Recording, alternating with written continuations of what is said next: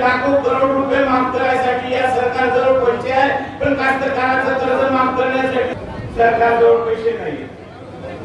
हे सोनं लोकांना आपण ओळखलं पाहिजे। तुमच्या तिथून या रस्त्यावरून पैदल दिंडी काढत देवेंद्र फडणवीस दिवाळी अधिवेशनामध्ये इथून 10 ते 15 वर्ष आधी मोर्चा घेऊन गेले होते अधिवेशनावर। काय नारे देत होते? सोयाबीनला 60,000 भाव मिळाला पाहिजे, मोसंबीला 80,000 रुपये भाव भेटला पाहिजे, संत्र्याला 70,000 रुपये भाव भेटला पाहिजे। आणि जेव्हापासून हे पाक सत्तेत बसला आहे तेव्हापासून कास्तकारांचे हाल आहे। जे नोटबंदी केली तेव्हापासून 28,000च्या वरचा संत्र्याचा भाव चढला नाही, मोसंबीचा भाव चढला नाही।